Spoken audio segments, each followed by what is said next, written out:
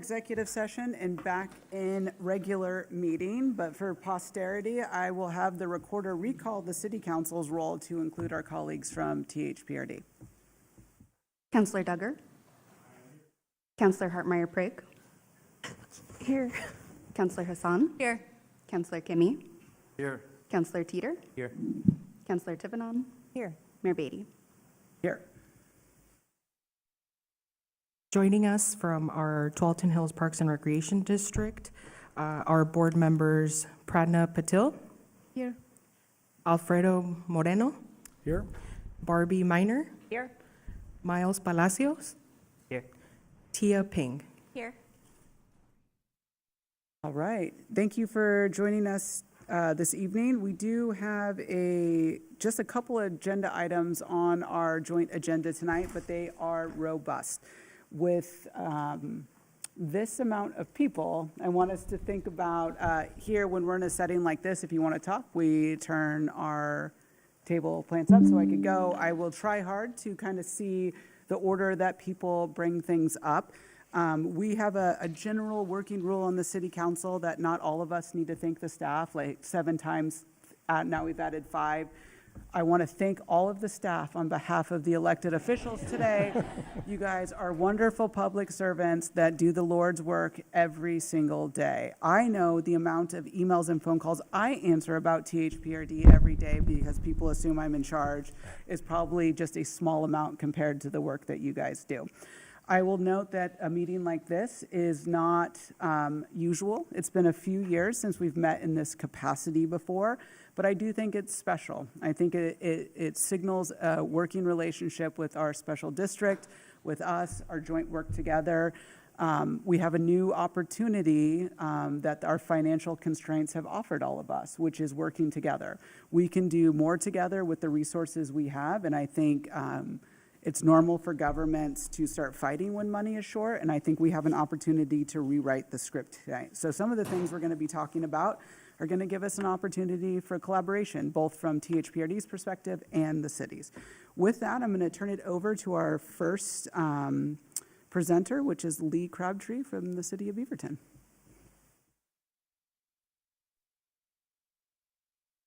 Is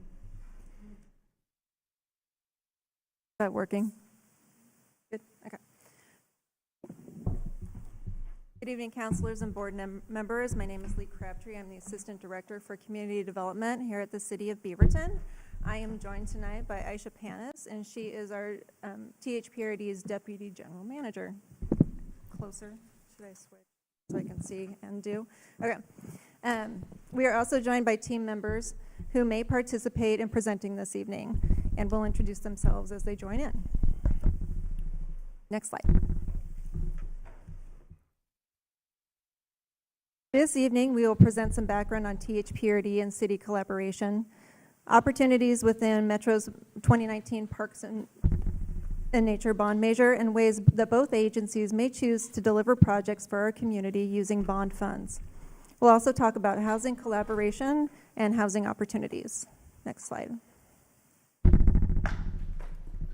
During the presentation and at the end of each section will be an opportunity for the board and council to discuss your perspectives on the following areas: Metro's local share funds, including your insights and interests related to negotiating an agreement for THPRD to utilize the city's $5.7 million allocation; the Metro large-scale community vision funds, including your feedback and direction on furthering the downtown confluence concept for submittal of a letter of interest to Metro; and housing collaboration, including your feedback on how both jurisdictions may further our work on housing and affordable housing support.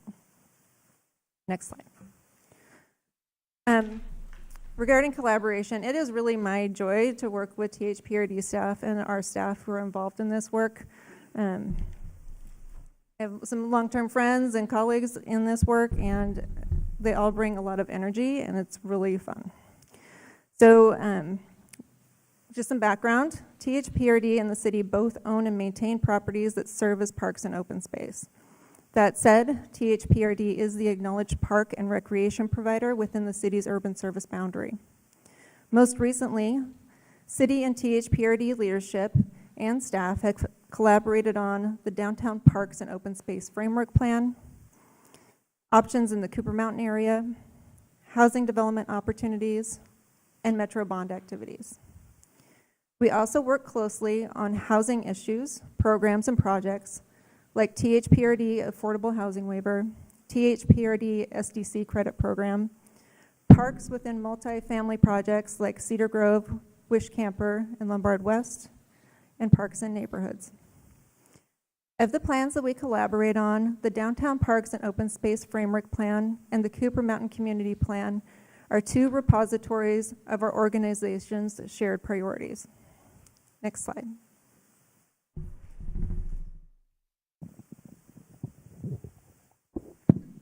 Thank you, Lee. Again, I'm Aisha Panis with the Tualatin Hills Park and Recreation District, and one of the things Lee and I wanted to share with you tonight was all of the shared priorities we've already identified as agencies. And so one of these is encapsulated in the Cooper Mountain Community Plan, which dreams up ways to connect this newly developing urban area to the rest of the city. And it does so by developing a framework for how development will occur in this area. So as you see on the slide, there are some images of what we anticipate will happen in the Cooper Mountain planning area, and also the different types of development. So there is a road network, there are trails, there are 8 neighborhood parks that would add, I think, 19 acres of open space in this area.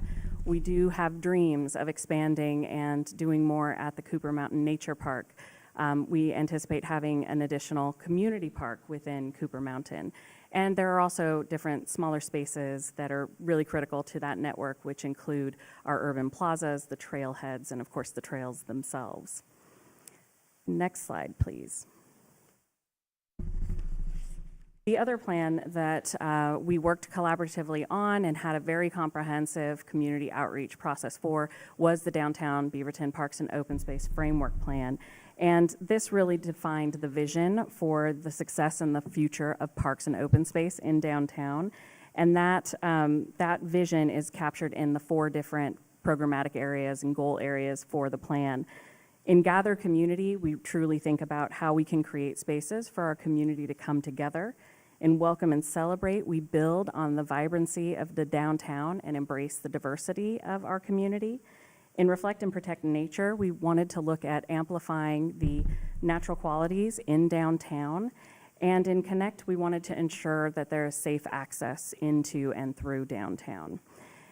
So this framework plan is looking at a variety of different solutions and spaces, and they include urban plazas, parks, open spaces, pause spaces, and creek access focus areas. So the things that we are looking for in terms of priority characteristics for potential sites that we could partner on would be those that create an opportunity for improving park access or crossings, that avoid adjacencies to very busy roadways, that support our downtown employment hubs, and we like to coordinate with redevelopment plans that are occurring in the neighborhood. One of the things that we use at the Park District is a level of service map, which identifies areas that are well-served or not well-served, and so we'd look to work on options in the park-deficient areas, and we also want to lean into where we can make connections with transit. Next slide, please. This is a table that we developed after having multiple conversations about how we could truly tell the story about the different funding sources that are available to us in how we realize these plans. And so one of the conversations that we had was that there's a variety of different goals that we want to reach and a variety of different places that we want to create, but not all funding sources are going to be able to be used for each of those things. And that's just because some of the funding criteria is a little bit more limited. So what you see on this chart is a description of the various types of places that we would anticipate needing to develop into these 2 plans. And we separated them, as you can see in the top, with land acquisition, and then the categories below that are development related. So generally, buying land to secure it, to do any kind of thing, a trail, a park, that is going to meet most of the criteria for the different funding sources we have available. So whether we're talking about the City of Beaverton's local share allocation, or we're talking about system development charges that THPRD collects and spends, or if we're talking about other types of funding, maybe grants. Those are things that are generally going to qualify. Where it gets a little bit more complicated is when you start talking about the more urban types of development. And so a plaza or a pocket park, neighborhood parks and community parks can be somewhat funded, but there may be some restrictions. And what that might look like is that Metro could say, we're cool with you acquiring land for a community park, and we're cool with you doing a nature play equipment installation, but we don't want local share funds going for a sports court or a tennis court or something that doesn't quite fit with their criteria for the Parks and Nature bond. So we just wanted to indicate some of those constraints that could be faced. In the category of SDC funds, we have that constraint listed for trails. Our current methodology doesn't allow us to spend 100% of the cost cover 100% of the cost for trails using SDC funds. Only about 40% of the trail cost can be paid for with SDCs, and then we have to pay for the balance through another source.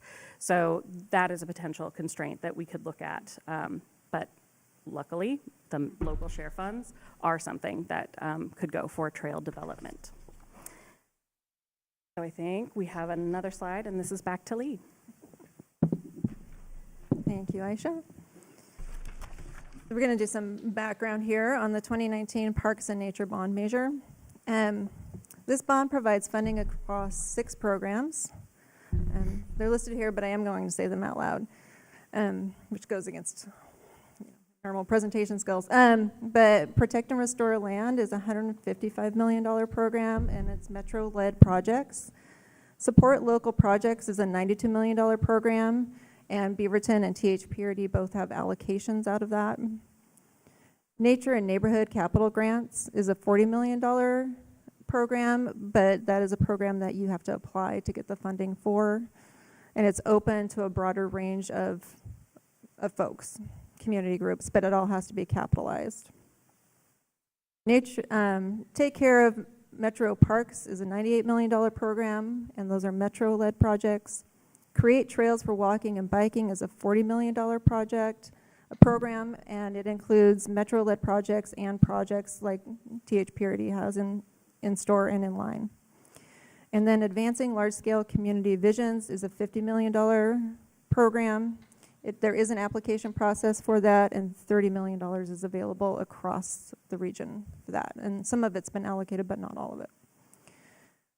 Of these programs, local jurisdictions may ask for funding of eligible acquisitions or reimbursement of eligible project expenditures. In all cases, the land involved needs to be capitalized via ownership or easement. Funding may be used for fee simple acquisition of regionally or locally determined significant natural areas, wildlife habitat, trail corridors, neighborhood or community parks. But it's important to know that out-of-pocket costs are associated with property acquisition. Some amount of local jurisdiction expenditures usually occurs prior to the jurisdiction receiving bond funds. So the amount that the jurisdiction receives depends on the activity requested and approved by Metro. For projects, bond funds are received via request for reimbursement, and either local share funds have been spent on eligible expenses. Each program has specific restrictions for how bond funds may be. This seems like I'm just repeating myself, and I apologize for that, but I just want to say that projects just are heavily reliant on local share funds to plan, design, and construct and complete. Well, there are 6 programs tonight. We'll focus on local share and large-scale community visions. Next slide. So for local share funds are to be provided to protect water quality, fish and wildlife habitat, or connect people to nature. Eligible local share bond investments are for natural areas, fish and wildlife habitat restoration, maintaining and developing public access, designing and construction of local regional trails, and enhancing new learning and environmental education facilities. In the 2006 bond measure, THPRD and Beaverton delivered many local share and capital grant projects. We partnered on projects including Hall Creek, 114th to 117th, Camille Park Creek Enhancement, and Sexton Mountain Land Acquisition. For the 2019 allocations, the city received $5.7 million and THPRD received $8.6 million. The city has yet to dedicate our funding allocation for specific uses, but THPRD has been really successful in moving forward on agreements and projects to spend most of their allocation. Metro is aiming for jurisdictions to commit to their local share by June 2026, and then corresponding eligible expenses and reimbursement expense requests must be completed within 10 years of that agreement. Next slide. There are a number of things to consider when contemplating how to use your local share contributions or allocations, and you can do them through acquisitions or projects. All of them require some staff time up front. So none of this money comes for free, right? The most efficient way to use local share is through property acquisition. But you have to understand, like, why are you buying the property, and then how are you going to maintain it and use it in the interim? I think through the 2006 bond measure, we've acquired a number of properties that we haven't done anything with, but we still have to maintain them to some extent, as an example. Use of local share for projects requires some upfront investment that isn't always apparent. So there is a decision-making process that we have to go through regarding which projects to move forward with, and then following up on engagement and the balance of project activities. There's a heavy engagement requirement for this bond, and so we do have to follow through on those commitments to get in order to receive the funds back. Next slide.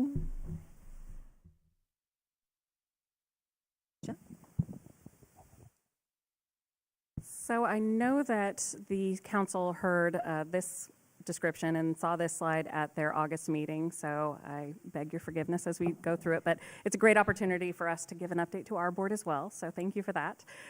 We wanted to share with you some information about the 2019 bond-funded, local share funded projects that THPRD has underway. In that local share category, we have 4 projects identified. 2 are underway and 2 are in the beginning stages. Our Willow Creek Greenway project is under construction now, and it has been for about the last year, and it will be completed by the end of this year, which we're really excited to see. And that is located kind of west of our main complex at 158th and Walker Road. We are also through our concept planning process, and we're into the design, construction documents, and getting closer to permitting phase for our Saxaka Park, which is in the north part of our district. So that's going to be a new park and trail segment that we are developing, and so we've got funding allocated for that. That project is due to be under construction next summer.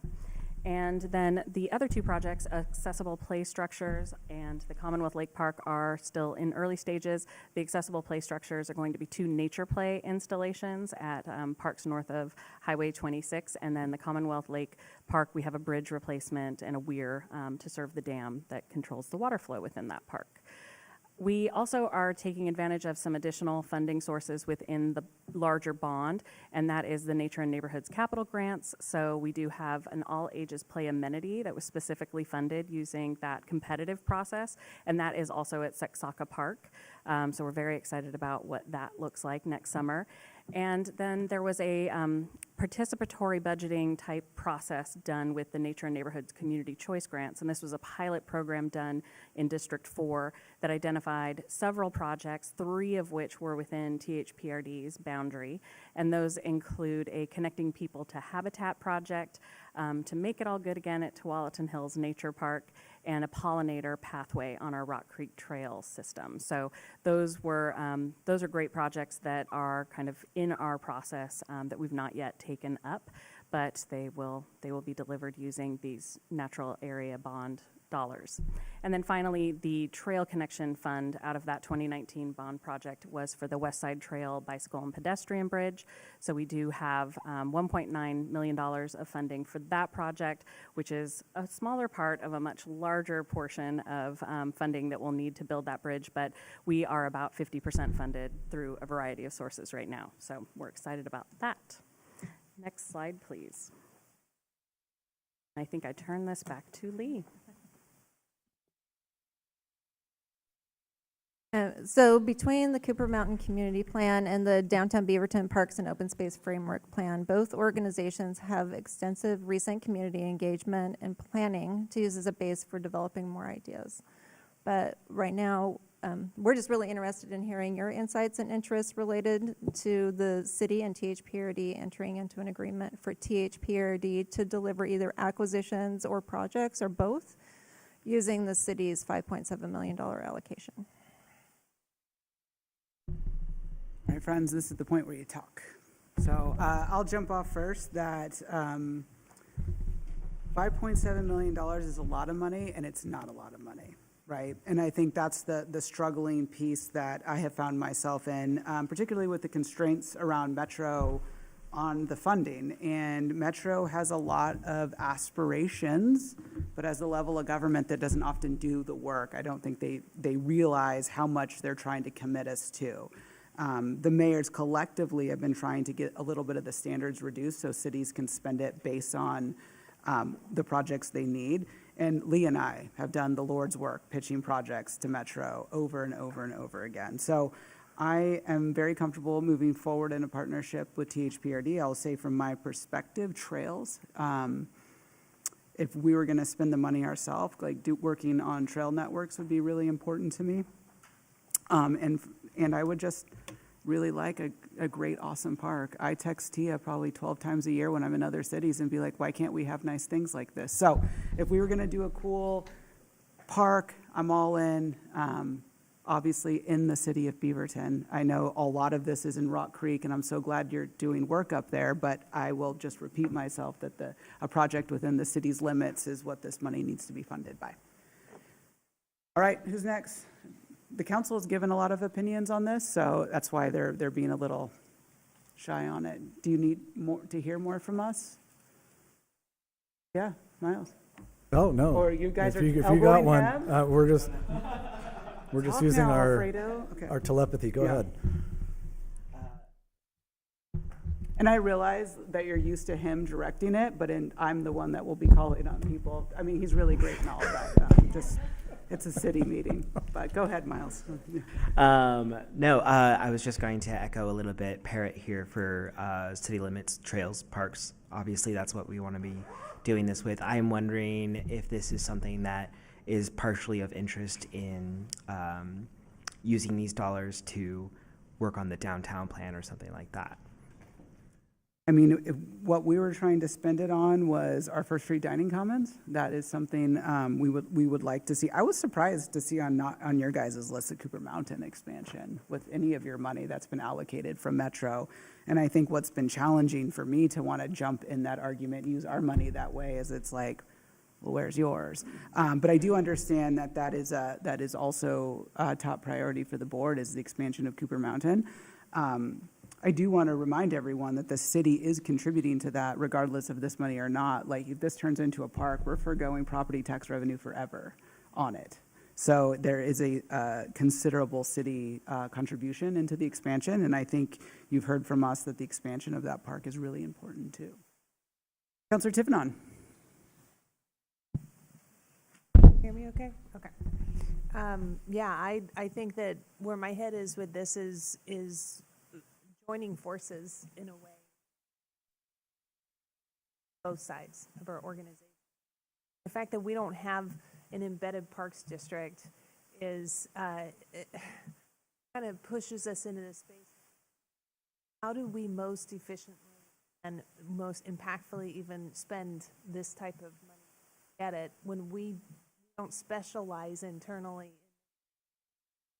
So I think that I'm really excited about exploring this, and I couldn't help it go through the rest of the PowerPoint because I want to get on to the dream on it. So I don't have anything other than to say, I've been looking forward to this meeting. Counselor Hassan. Yes. I've also been looking forward to this meeting, except I have 2 sick kids, so I'm going to try to keep it brief. I'm really happy to just be here with you all. I did say this on the record in the last meeting, and I want to say it again.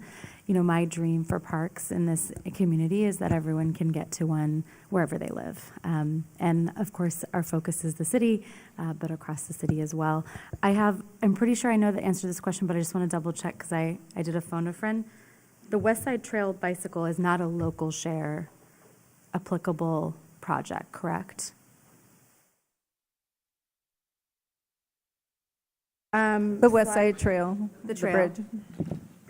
Well, it is in local share. It's probably not where we would spend those funds, That's fine. but we do have the funds from the Connected Trails portion of the bond. Okay. So different funding pot, but same overall funding source. Okay. That one just excites me, but I wanted to go on the record and say I'm just really excited that we're having this meeting, but my dream is for parks to help us do parks, but also to make sure that folks across our community have access to parks. Nothing new there. Thank you. Board Member Moreno. Thank you. I will not go too high into the sky here, as I know we want to keep it moving, but I think it's important to frame at this point here, just from a THPRD board perspective. You know, we exist as a board sort of for the purpose of being this independent buffer, right, that's solely focused on Parks and Rec in this area. And that adds complexity, and that adds, you know, we have to work together and have these meetings in a giant U in order to do these things. But I think one of the things that we are passionate about, and as a board, I think we always feel a special pride in, is our responsibility as a parks provider for the city of Beaverton. I think this board has a recent tradition. I won't speak for too far before my time, but a recent tradition and a strong tradition of collaboration with the city. And I believe in the colleagues that I have on this board that that's something we take very seriously, to work to improve outcomes for all Beavertonians, of which I am one. And, you know, while our existence and Beaverton residents are 37% of our service population, but that responsibility to work hand in hand to uplift this city, to help it be affordable and prosperous and a great place to live, work, and play is something that we take very seriously. So I think I'm trying to say in general, like, an assurance of our strong desire and our staff's strong desire to collaborate every step in the way on areas like this, and to use our shared creativity and our spheres of influence and expertise for the ultimate outcome of the greater good. So how's that? I didn't take too much time, I hope. So. I do like that you slipped a fact in there of 37% of your service area, and I would like to counter that with the majority of your recreation facilities and your district headquarters are within the city. And so if we're going to talk apples to apples, you are in the city of Beaverton more than your parks that operate on the outside. Councillor Duggar.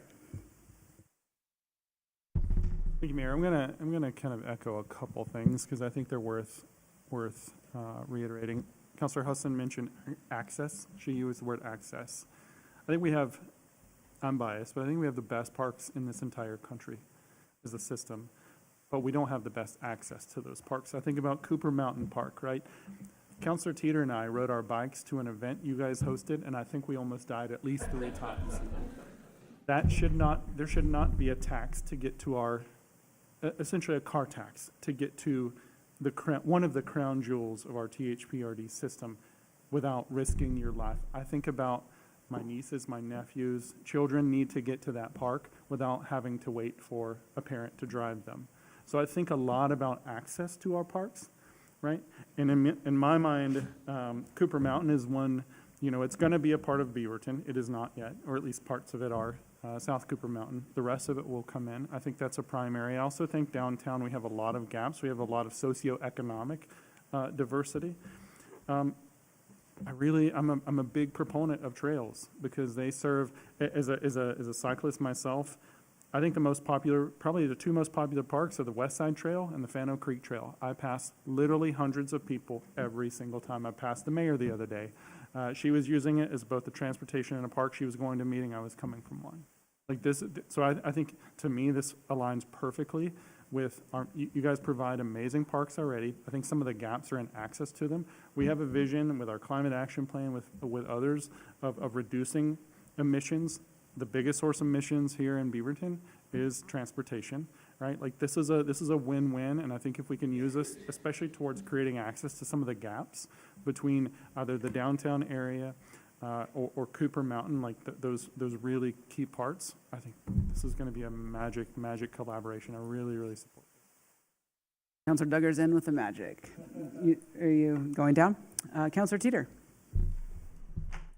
Not sure who for THPRD is the right person to ask this question to, but the 2016 THPRD Parks Functional Plan, is that the most updated long-range plan for trails that you all have, or am I looking at the right document? That is 2019 is the most current, but we've updated all of ours, and so they're in the final stages of being brought totally up to 2025. So we will soon have that. Great, I'll need to follow along with that a little bit. One of the trails that I've seen on the older version of that plan is the connection of Fano Creek up into downtown Beaverton, especially with Fano Creek. Honestly, it's often easier for me to go into Tigard because the Fano Creek Trail is safe versus the on-street section. I would love to see some more trail access into downtown.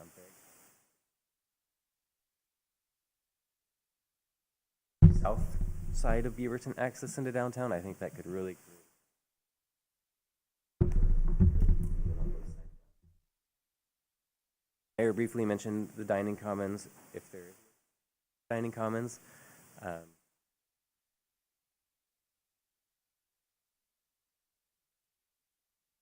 On like that.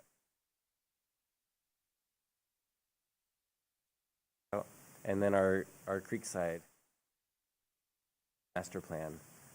Had it for several years.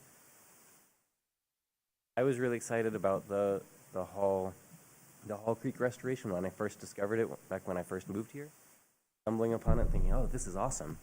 So I love some creek restoration work. Those are some of the top concepts that have risen in my mind, but definitely access via transportation.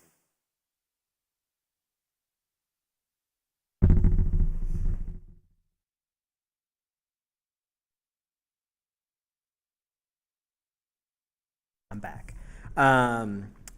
Yeah, I just wanted to echo what, thinking about what Councilor Duggar was talking about with access in the greater conversation there. I guess this is a question because I don't know well enough if that is a consideration that we need to be thinking about for transportation, for the sidewalks, and for those types of things, and whether or not those would be eligible with the local share. That's not something I'm completely knowledgeable about. However, what I would say is that I definitely believe that access needs to be a priority. Neighborhood parks, these types of things, looking at our map and seeing like where are we missing, sure that comes in. And also on the First Street Commons, I used to live just like 2 blocks away from it, and I absolutely love it. I would love for us to do that. So I'm also team First Street Commons. And yes, the Fano Creek Trail, I think that is also something that we've been thinking about a lot. Powerful for an investment in this partnership. Board Member Minor. I'll jump in just to offer, I think what I'm hearing is the excitement of the collaboration and the ideas are abundant. And so to me, this falls squarely under the work smarter, not harder.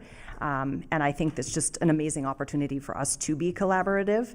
And in the end, we're serving those folks that are out there. So the idea wheels are going and going. My hope is that this is not the first and only time that we can hear from one another and share our different perspectives, because we approach it, I think, through the lens of being the Park and Rec expert. I think the view that you all have offers something different operationally, and so I think it's just a magical moment. And to your point of the 5.7 million, I'm already hearing ideas, and this money will quickly go. What I have faith in is the commitment and the dedication of my peers here, as well as when we talked about that service level map. And I think it's important to note that I'm not sure how all, if the full council is familiar, but oftentimes when staff bring that back to us and show us, certain areas light up, they have X, Y, and Z things, and there's deficits in other areas. And because park development and trail development takes such an immense amount of time, there is discrepancy there. And I think the intention is that we are aware of different service levels and how can we feed into them. So we're hearing, quite frankly, we've got some deficits in the city of Beaverton, which is why we're here, because we want to collaborate and work to bolster that. So I am confident that the dedication on both staff as well as this board hear you loud and clear, and are aligned in what our end objectives are.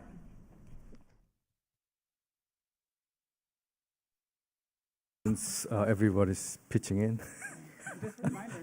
Yeah, I know, right? I love THPRD, obviously. I went to their soccer field all the time, too many times probably. One thing I'll be interested is that I want to finish the product at the end. Not just the beginning, not just a part of a project, but somehow a finished product with the collaboration that we have. So we have a ribbon cutting at the end, not just midway, we're done, started it, somebody will take turn and finish it. So that'll be what I'm looking for. So thank you. I'm getting the text from staff that we have 2 more topics in 45 minutes. So think about all the things. And the soccer thing worked out for you. Your son went to the Air Force Academy and played soccer. So you can credit THPRD for that. There you go. Go ahead. Next topic. All right, we're going to swap out a little bit here. Got lots of friends. So joining me now is Gary Keck. He's the Planning and Development Manager at THPRD.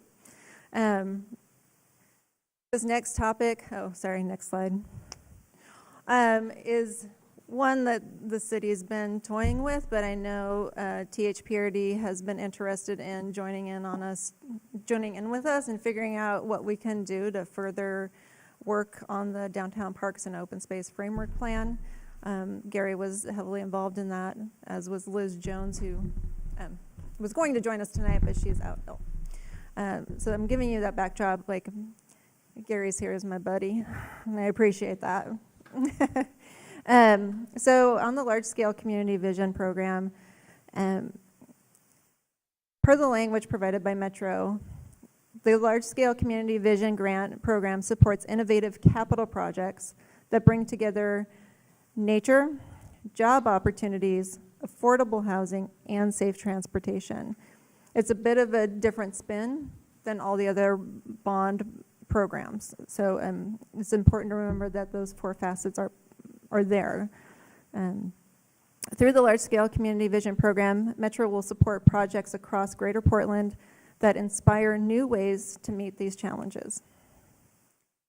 Project requirements are that it must be capitalized, so we can do that through buying property or buying easements.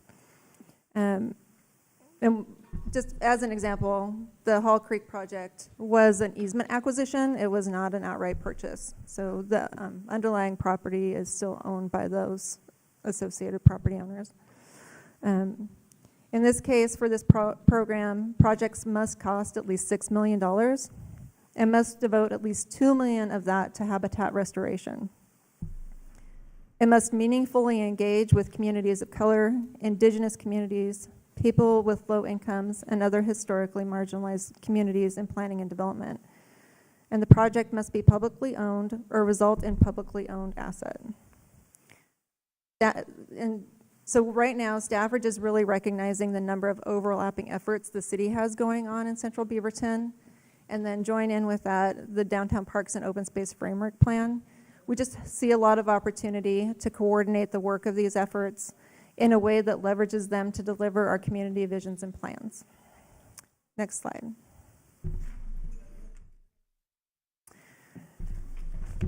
So the downtown confluence concept is a concept born out of multiple years and multiple plans and a lot of current activity.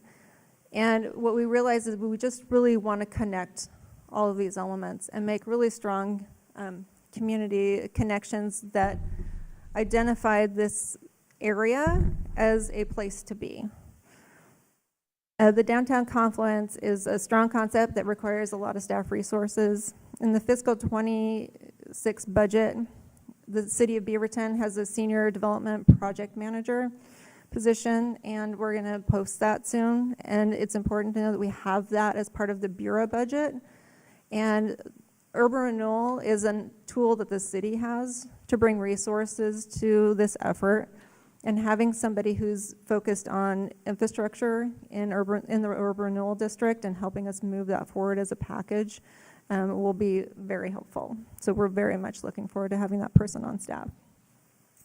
And the city sees THPRD as one of our major stakeholders in the effort. Next slide. The Downtown Beaverton Parks and Open Space Framework Plan, the Creekside District Master Plan, and the Civic Plan are just three of the plans that really influence this vision. There are many other contributing projects that are going on in the area. TriMet is working on the Beaverton Transit Center upgrades. The Beaverton Downtown Subbasin Strategy, which is a stormwater strategy, is getting ready for completion with Clean Water Services. THPRD is working on the Beaverton Creek Trail to the west of downtown. And the city's Crescent Connection, which is that connection from Fano Creek through this area. We have parts of it, and parts of it are on street, and parts of it are trail, and we need to figure out how to identify that as a better north-south connector. And then we have just multiple jurisdictions that have some sort of access or property along our creeks. Next slide. If implemented, this Green Stream Corridor is how we're thinking about it. Could include adjacent trails, urban tree canopy, nature play opportunities, and places to rest. In the near term, the city is looking into funding sources to assist with implementation of the Downtown Beaverton Subbasin Strategy so that we can deliver a regional approach to stormwater in the area, provide a mitigation opportunity for development and redevelopment, and improve a stream habitat, which could help us address new FEMA rules and regulations. In the longer term, we need to be able to execute on the subbasin implementation plan with acquisition, design, and construction. If sought and awarded, large-scale community vision funding may help us move forward on qualifying nature uplift elements.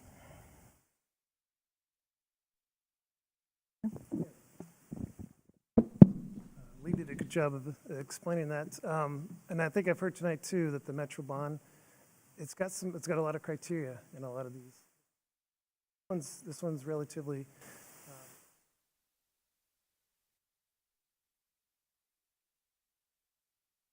But I just want to reiterate that we're here to support and help out any application that was going to help implement our downtown parks.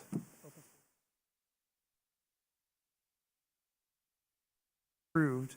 There are a lot of action items in that plan that could relate to some of this large-scale stuff, like providing pause points or viewing.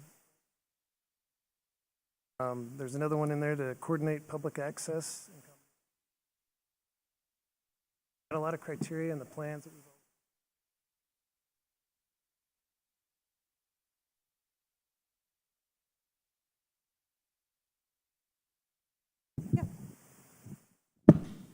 Next slide.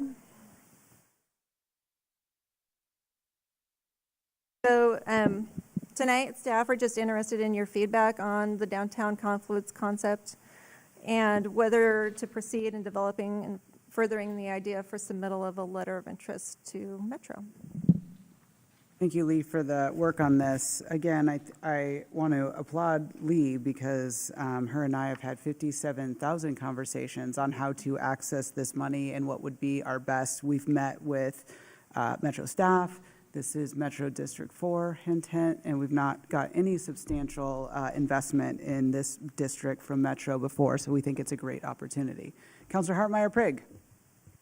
I think this one captures all the feedback that we gave in the first round of feedback, which is so exciting. And I think the things that I'm most excited about are around the potential for the Creekside elements of it. A few years back, we did a little Vancouver, Washington tour, and they've just done a really, really nice job on their waterfront. And then I asked the mayor if we could just have a river, and she said we could daylight our creek. And so I think this is like the next best thing. We can have our own like water, related downtown concept, which I think is really exciting. And the other thing that I'm gonna throw back to my time on your board is the opportunity for our furry friends in the downtown concept as well. Whether that is just more places, as we grow up as a city, we need more places for. You mean dogs or beavers? Either, because we love the beavers in Beaverton, but definitely dogs. But as we grow up, right, and when we get denser, we need more places for our humans and their companion pets to have places to recreate as well. So just excited to kind of see and hear about this concept. And I think this could be like one of those kind of like cornerstone projects that we could do together, right? And just like really build something phenomenal together. So I'm really, really excited about this. Councilor Duggar. Probably a question for you. Do we know, there were some flood zones and all this that were kind of called out downtown. Do we know, would this be able to incorporate some of those, that complication that we were waiting for, I think, for the federal government to weigh in or something like that?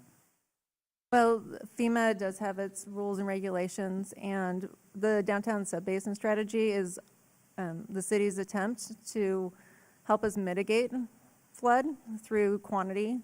But we also have quality requirements for water and making sure that we don't send water downstream that's in poor condition. And that has multiple variables about what is considered, Okay, high level. We don't need the yeah, dork in it. pollutants. So I Yes. was like, Yes, this it has takes it gone way into too deep. account. and But it's- to yeah. the end of the downtown sub-basin strategy is really a way for us to address that, but moving that along will be helpful. I look forward to riding my boogie board down the creek. Board chair. Yeah, I say this as somebody who doesn't do any of the actual 9 to 5 work on this, but I think I'm excited about the park district's continued evolution as the city of Beaverton gets more dense, as that kind of urban core park design planner, water, how can we use the aptitude and expertise that we have creating what we're best known for, suburban kind of parks and facilities and trails, and how can we take that and now apply it to a smaller space with a slightly different goal maybe. So I have full confidence, again, not doing any of the work, but that the district will rise to that challenge and be able to prove quite an asset there. Councilor Hassan. Yeah, thank you. This looks really lovely. I'm really excited to see where this goes. I don't know if this is a good comment to make, but I just want to make it. Like bathrooms, just putting it on there. We were just in California, and just the access to bathrooms is such a thing. Jenny did mention self-cleaning ones, so I'll let you think about what that looks like, but it was just something that came to my mind. So, thanks. Councilor Tivnon. One of the very first full reports I ever read for the city of Beaverton was the Creekside District Plan back in 2014, 2015. I was so excited about it because there's something about that desire to be near water that is such an economic driver. And so it's not just that we're looking at creating a network of all sorts of aspects around open space for this, but what it could possibly do or in terms of placemaking and the folks that want to have their businesses here, and eat because they can look at a stream running past while they're having their dinner. And I'm extremely excited about this. And I think that we also have the benefit of a lot of really good reports that have been created that give us a lot to start with. Yes. Looks like you have some positive direction, and I look forward to me and the board president signing a joint letter of interest. Thank you. I am going to trade out. Well, I'm just going to step back and let Javier and Gary take the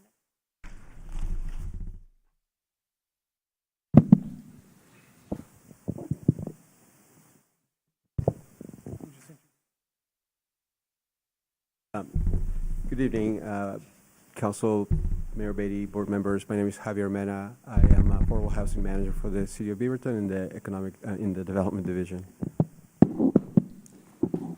All right. Can we go to the next slide, please?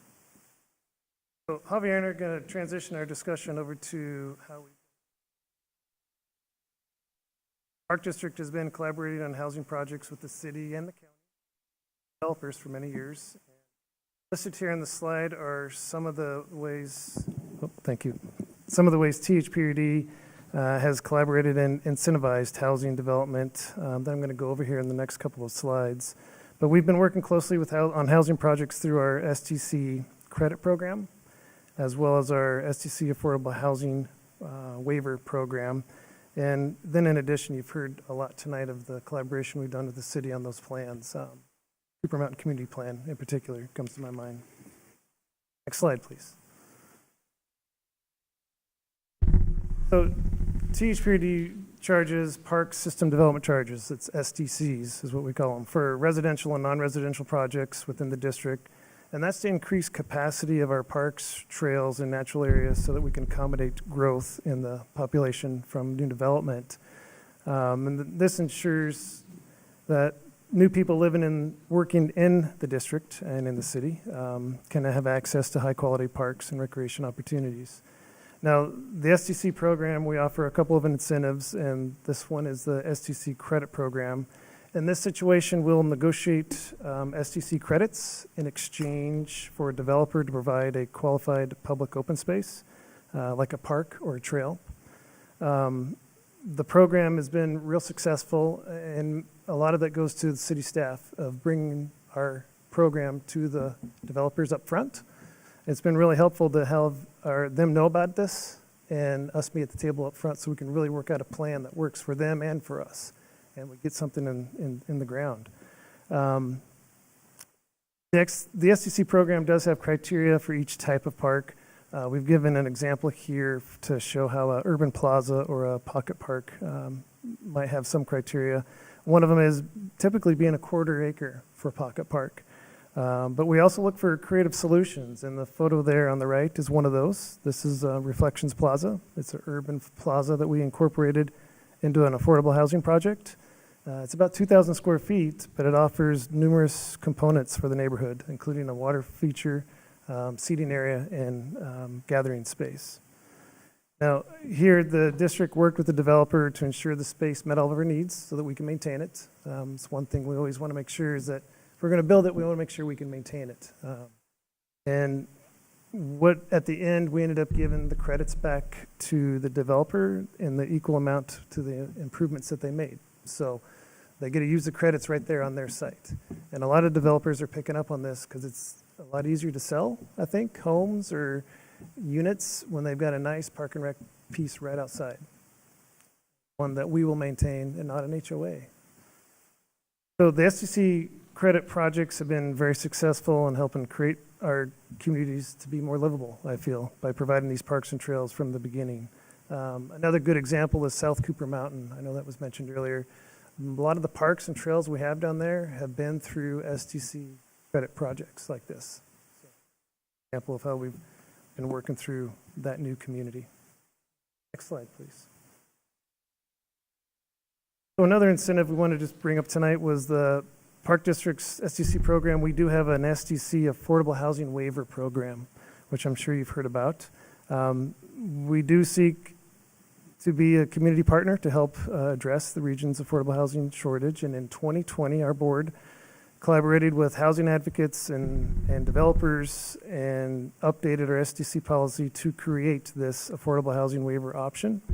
And it discounts SDC fees paid to the district. And the policy directs staff to provide 100% waiver on SDCs for qualified regulated housing units that are restricted to those earning 30% or less of the median family income, and 50% waiver of our SDCs on units that are restricted to those making 31 to 60% of the family median income. And among other requirements, one of them is that the developer that is seeking the waivers is going to have to record a deed restriction, ensuring that the housing units will remain affordable housing for at least 60 years. These waivers have really helped incentivize affordable housing projects for the 4 that are listed there, we feel. This program has provided $2.5 million in SDC fees waived so far since 2020, and 1.7 of those are from these 4 projects, which are located within the city. One note I wanted to make is that our board in April approved to increase the total unit cap of affordable housing waivers by another 268 units, totaling 900 units total for waivers. And we are currently, just to make a quick note, we're currently working with the Meadowlark Senior Housing Project as well to look for waivers. So with that, I'm going to hand it over to Javier, who's going to go through another housing collaboration. You want me to kick off this one? Thank you, Gary. If we can go to the next slide, I'll be talking about the Lombard West development and talk about innovative catalytic. This is one of those, and where really the connection with THPRD staff really helped from the beginning in this type of innovative design. Lombard West is a current example of a THPRD city partnership with the 2-acre Bura-owned property being redeveloped. The Downtown Park and Open Space Framework Plan, which has been mentioned several times, identify future park opportunity zones in this area north of Canyon Road. THPRD staff has been and will be an active participant throughout this development process. In the early involvement, they help inform objectives as they related to parks and open space, with the idea of public open space as a key project objective. HPRD staff reviewed and provided feedback on the request for qualifications solicitation and provided info on how to coordinate with them. Also, THPRD staff participated in the selection committee to make a recommendation to Bura on the preferred developer team. Select the project proposed by SEPA partners is a creative urban development that will deliver 231 housing units, 131 of them being affordable, with public open space woven into the design. The project is in the early design concept process, and the conversation about parks will kick off with THPRD and the developer in October. We expect the developer will utilize the SDC credit program for the public open space the component, and they will also apply for the affordable housing SDC waiver, the qualifying units. So staff looks forward to hearing from council and the board on how both jurisdictions may further our work on housing and affordable housing support.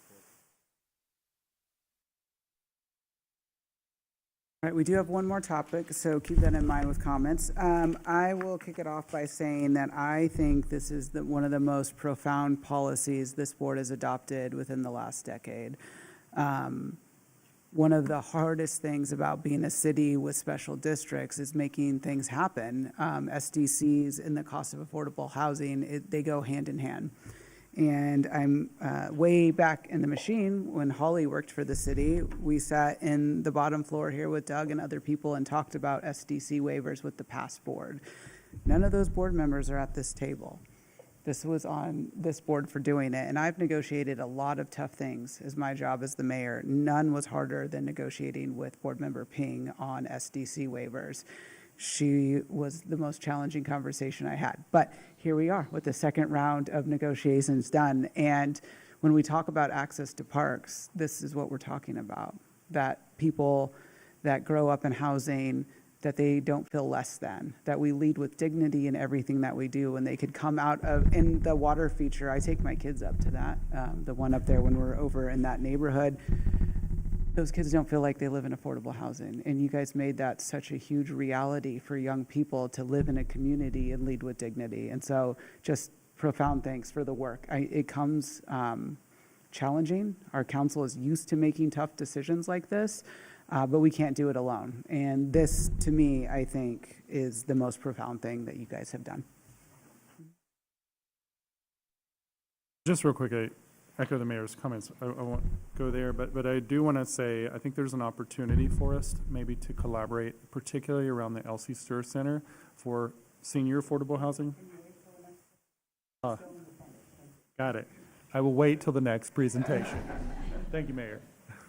Just as we roll into the next presentation, it was all John Duggar's idea. So I'm just, yeah. Any more comments on STCs? Councilor Hartmeyer Prigg, you don't want to make one comment as a board member that ran on this policy that sits on the other side of the table? Of course. We wanted to thank I'm just making trouble. I'm sorry. We wanted to thank Director Ping. That's what Councilor Hudson asked me to say. I also just want to thank you for extending it, right? I know that it comes at sacrifice. It's not, like, you have to make an active choice to extend that. That's not an easy thing to do because you're making a trade-off. So thank you for extending it, because I think when you look at what our community, what your district has been able to do, us being a subset of your land, you've capitalized on that metro money, right? And like made such a huge impact. And so I just want to keep seeing us do it, because it's when we come together that we make that bigger impact. It's when we say that these are our shared community values. And so thank you for reaffirming your commitment as a district, because it helps us in those moments when we're trying to put together the last little bit of money to help a project come together. Like, that's money that project doesn't have to find. So it is so impactful. Javier taught Director Ping and I about this years ago, and it was one of the most impactful meetings that I got to be a part of, and to truly understand what it means to put a unit of affordable housing into our community. And so it's really exciting that we're all sitting here together. I think the last time we did it was about this topic maybe, and then to like see what has happened as a result of that work and those conversations. So I want to thank you as well. And I know Mayor Beatty did acknowledge that, but it became personal for me as well to work on that work with you. And so just thank you for continuing it, because that work means so much in our community. Right. You don't want to rebuttal? Board Member Ping, nothing? Not one word this whole meeting. Tough. Yeah, no, she wants to go home. Perfect. That's exactly how our conversations went about STC waivers. All right. Oh, yeah, sorry, go ahead. I just want to say, like, the easier play for this board and for past boards, of which have two folks who worked on it, but is just to stick to parks, right? So I think, but that work, that collaborative work to pull whatever levers that we may have to make a meaningful impact is something that drove many of us to seek a seat on this board. And so I think that is part of the why for a lot of us. And so I can speak for myself, and I will just assume I speak for some others, in that will remain a why for us. A core why is to utilize our place to lean into that work. Now, because I mentioned earlier, we are this independent organization.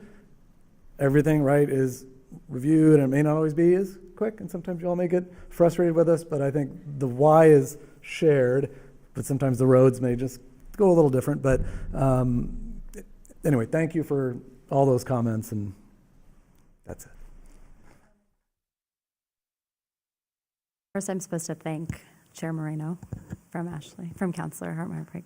I did want to make one quick comment because I saw the question one more time and I wanted to think about it. I know we talk about different groups of housing, so we've done some work in senior housing. I believe that THPRD did some work. Is Opal THPRD? Nope, just making something up. Okay.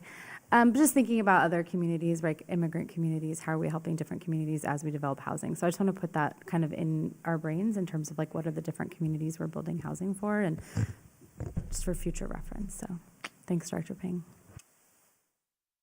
All right, we're on to our last topic. I will say we don't normally set end times for council meetings, so I don't know if that's a you thing or why staff keeps telling me that, but like this council doesn't operate on an end time lane, so this is the most important thing. I'm just kidding, but we're on to our last topic.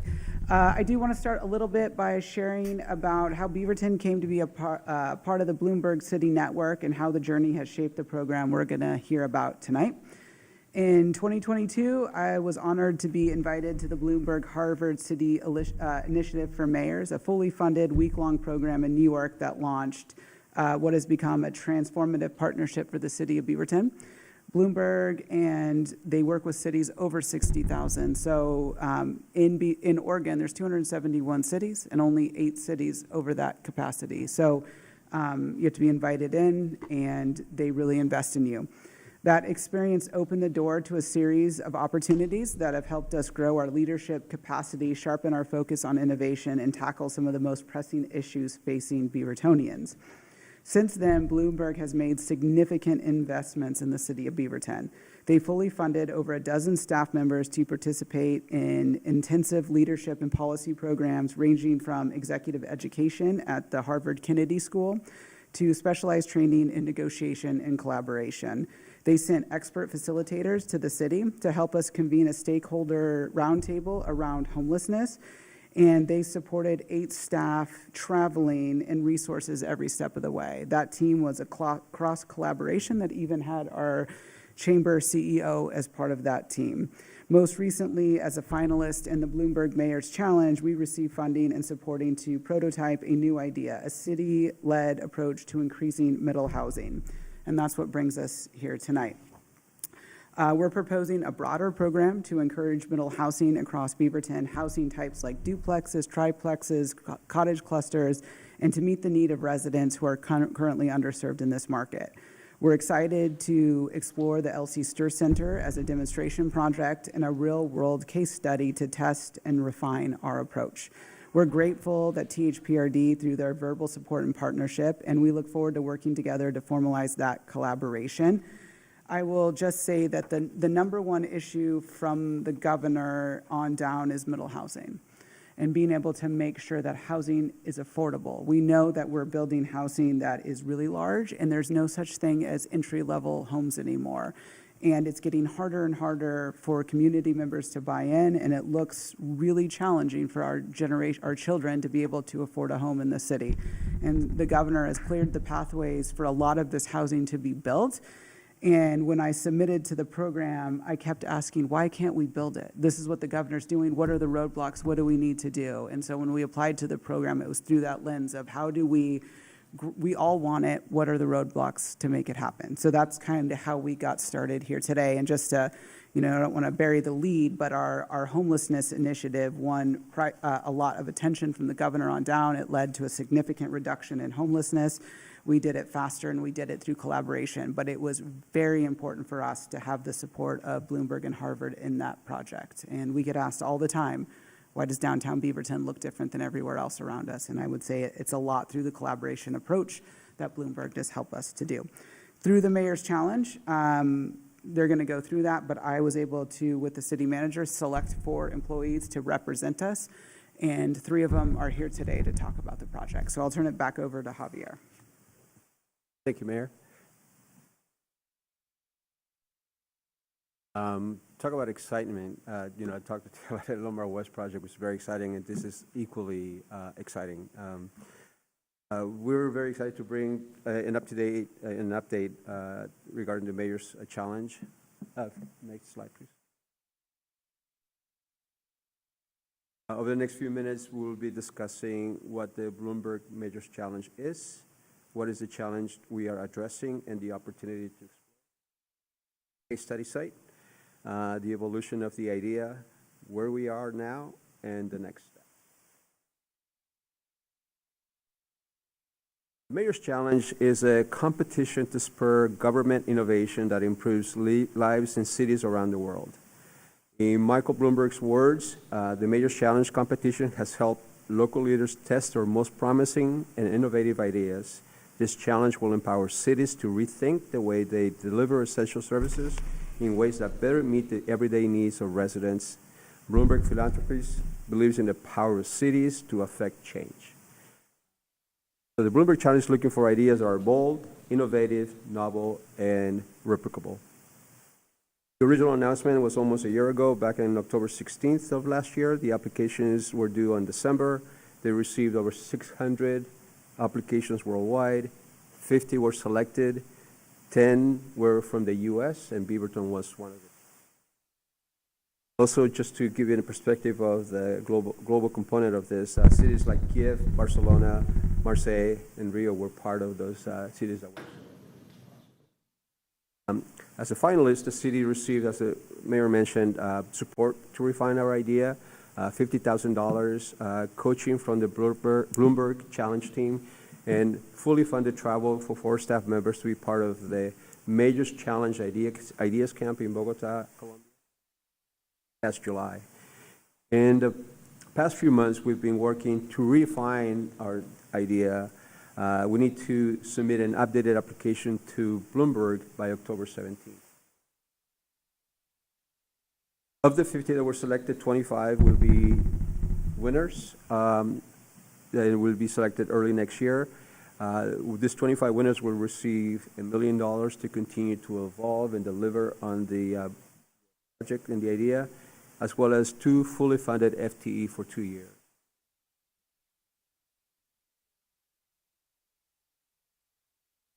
So what is Beaverton's idea and what challenges does it address?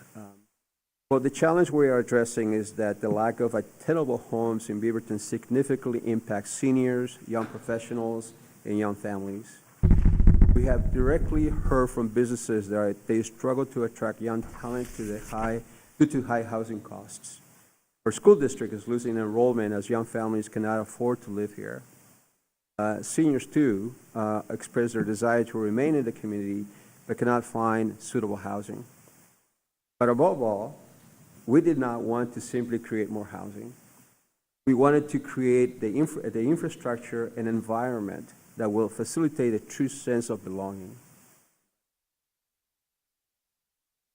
An environment where the developer, the community, and the city are equal players in the development cycle.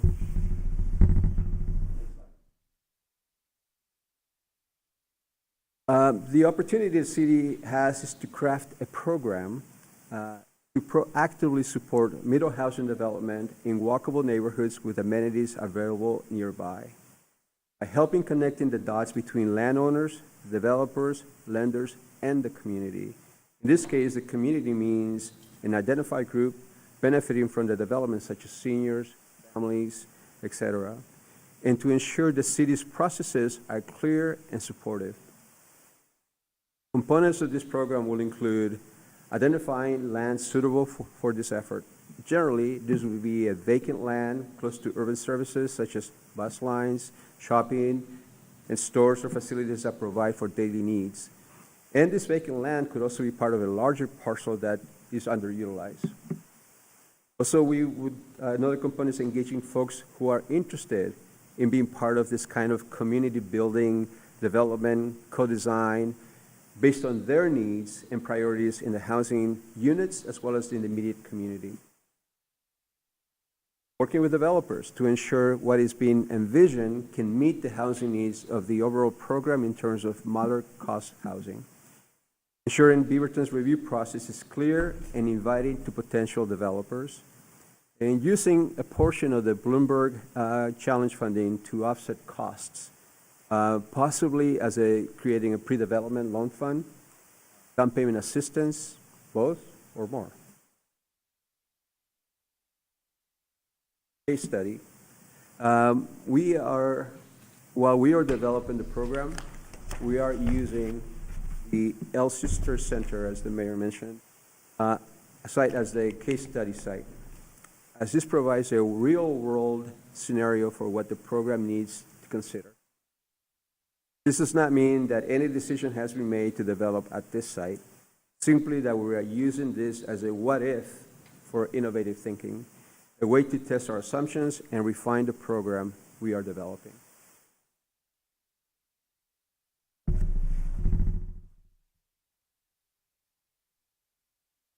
We took the original notion of challenge and opportunity to Ideas Camp in Bogota in July. But there, we, with representatives from the other 50 cities and the Bloomberg philanthropy staff, we investigated our idea further. One of the most valuable takeaways was the shift from a broad policy concept to an on-site prototype. Tangible way to test our idea in the real world was still informing the citywide strategy. We were encouraged to test our riskier assumptions early, like whether co-housing is truly more affordable or whether seniors would want to co-own and co-design a community. We also learned that storytelling is a strategy. Bloomberg wants to feel the heartbeat of our city. Why this idea matters now, who is it for? That's why we center recent voices and focus on building trust through transparency. Finally, we left Bogota with a renewed sense of urgency and possibility. Cities around the world are facing similar challenges, and we have a unique opportunity to lead by showing what's possible when a city listens deeply, tests boldly, and builds with its people.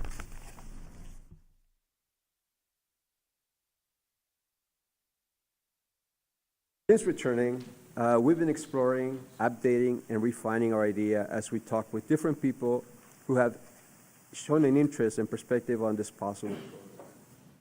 This has included meetings with the Housing Technical Advisory Group in August and also September, the Friends of the El Sister at the retreat on September 8th, the Council on Aging on 10th, a resident group from the Barcelona apartments on September 11th, community follow-up conversations on both September 18th, also with the Senior Studies Institute at the Portland Community College.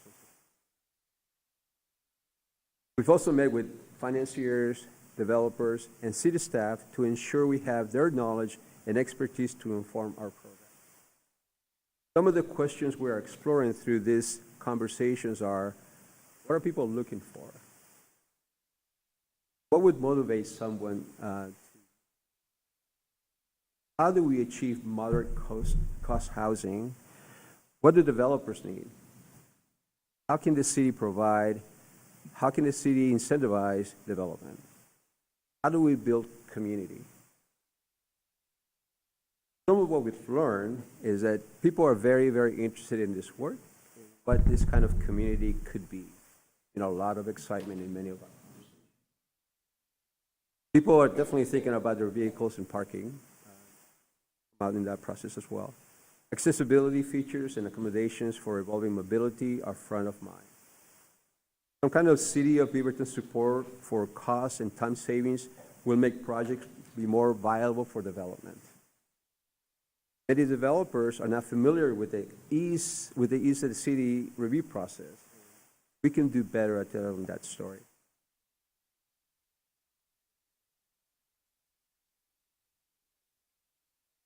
And over the past week and a half, we've been sharing these 3 schematics created based on the early conversations that we had with those groups that I mentioned of what the El Sister Center could look like for the purposes of understanding possible trade-offs. In these diagrams, things that differ from one to the other are the unit size, number of bedrooms, number of units, the community-oriented features like shared green space, community garden, barbecue area with tables, parking. They have been shared with folks who've wanted to continue the conversation and potentially be future homeowners, as well as developers who are helping us better understand their experience in the review process and the per-unit costs. Everyone agrees more middle housing and a variety of housing types are needed. The city can be a facilitator between property owners, developers, and the community, can be a great way to increase middle housing development. Some of the key learnings from the engagement that we've had from community members, elders want to downsize but need affordability, accessibility. Preferences vary from some seeking privacy, while others have the value of sharing space and connection. Trust and transparency are essential. especially around the future of the El Sister, we definitely, the love for the center. A sense of security is a priority for the community members. Developers, what we've heard is that they are interested in this type of product and development. But what they need is predictable permitting timelines, ideally under 6 months, scaled or waived fees. And the interesting on the scale, one of these developers mentioned is, the same fee whether I'm building a 4,000 square feet home or 1,000 square foot home, or, in terms of scale that. Access to land and pre-development capital was also having the flexibility in the design and a clear support, such as like an ombudsman or some type of advisor inside the city. They have one person. We also talk with banks and lenders, and they're open to financing co-ops and land trusts if the governance is clear and teams are experienced. They do have pre-development loans, but which they are possible, even more so if it's a city guarantee or there's some other type of collateral. They need to have a track record, and risk mitigation, very, very important for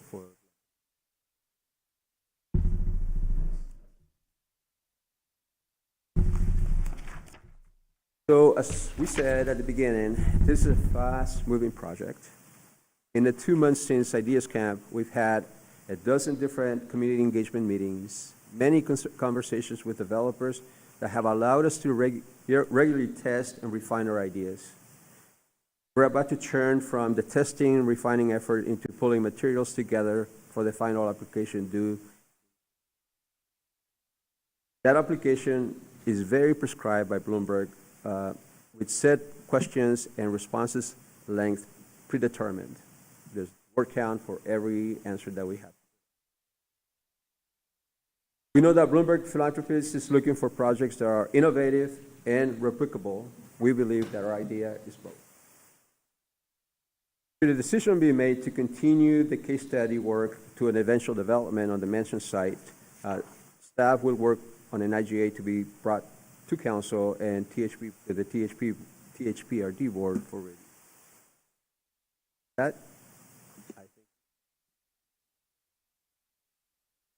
Awesome. Thank you for that, Javier. I would, a few other things from my perspective is that, the city and land ownership is our biggest problem in a lot of the problems that we're trying to solve. When we looked back at the list of affordable housing projects that we did together, the city was a partner in the purchasing of all of that land. We did a lot of the negotiations. We know a lot of affordable housing projects don't work for less than $300,000 of gap funding. That's why SDC waivers are so important to the work.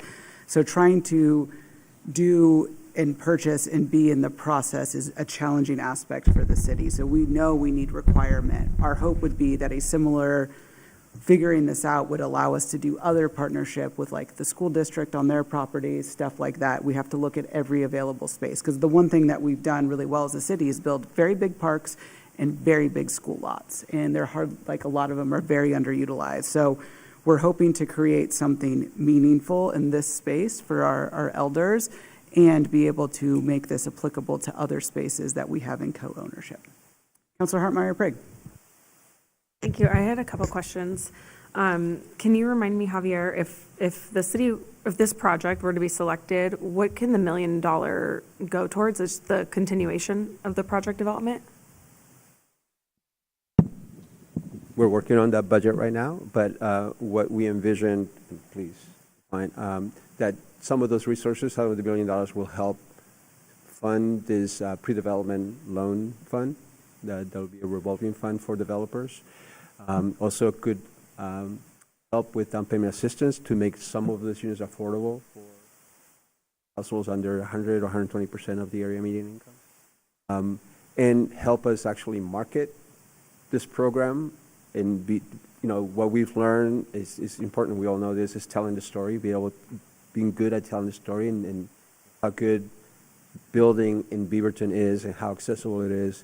and that there's available land that is ready for developers to take. So is part of the final application is like, it's your budget? Oh, okay, very cool. And I just have to ask, because I'm very like geographically and directionally challenged, but when I look at these concepts, if I were to extend the picture of one of them to the right, I still see the Elsie Stir facility, correct? This isn't taking over the whole campus. Okay, thank you. So This is just the front. frontage. So what we're looking is just the frontage of the site. That's all green space right now. Yeah. That's kind of that space. That you Okay, see there. beautiful, thank you. Director Ping.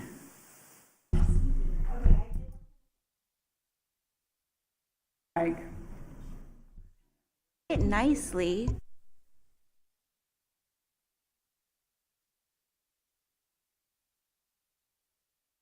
Happy. Gosh. Okay, so you mentioned middle housing and affordability. Does that mean there's going to be like some kind of deed restriction that keeps that at an affordability level, much like affordable housing does in itself? So one of the key components of the Bloomberg Challenge to make sure it's replicable, in order for us to be able to have some type of deed restriction, we'll have to. That's why I mentioned in terms of the budget of, let's say, 20 units that get built. We'll be looking at maybe with some assistance having 2 or 3 of those units affordable.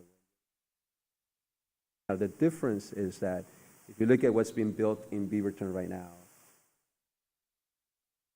there's nothing under $800, $900 million. And so in this type of housing development, infill housing, costs are more like $400, $500. That's what we're estimating, that we're hoping for, obviously. That's the difference, I think, with this type of is that the price point will drop from what is currently being. And there's not a way to deed restrict it that it's like can only go up a certain percentage to keep it affordable for future turnover of property? Not on those units, only the ones that we provide assistance.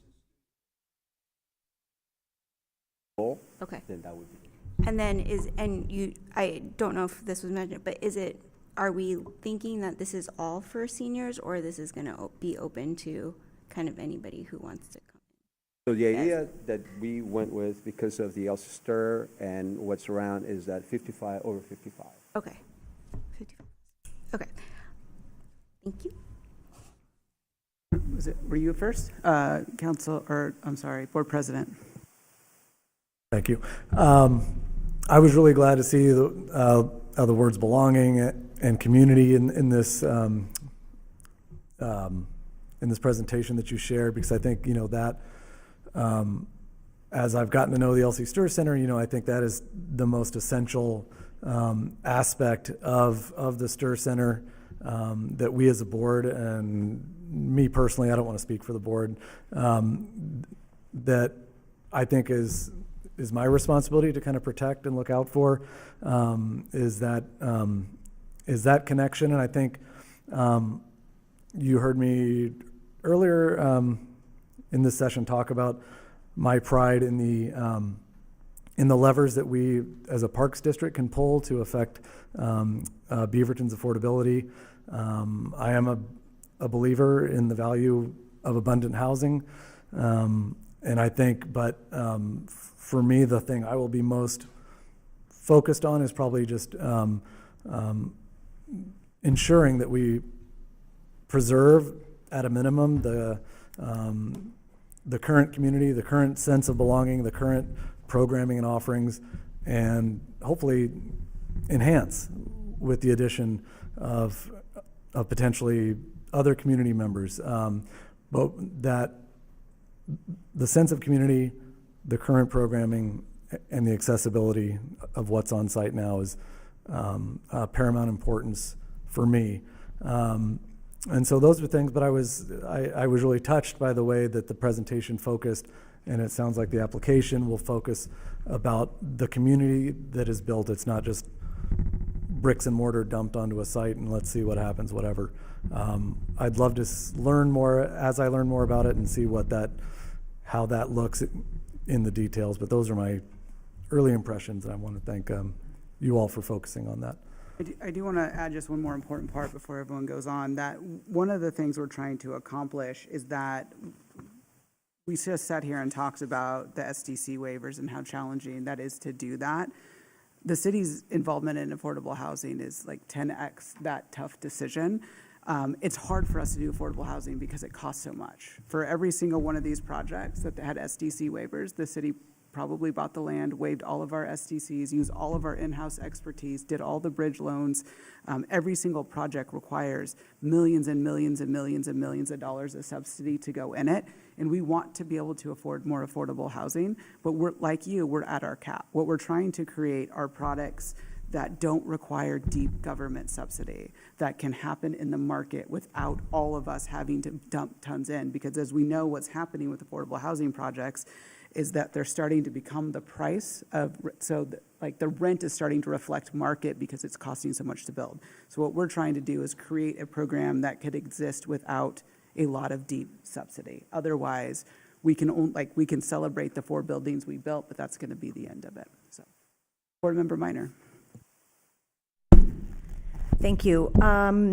First, I'll echo sentiments of President Moreno. Thank you for really indexing on community. I think that's 100% what you're going to hear from me and how I am rooted in this. The conversation that we had right before this was about our shared engagement and belief of SDCs and our affordable housing joint venture and how can we expand. And then ironically, here we are, ta-da, how can we do that?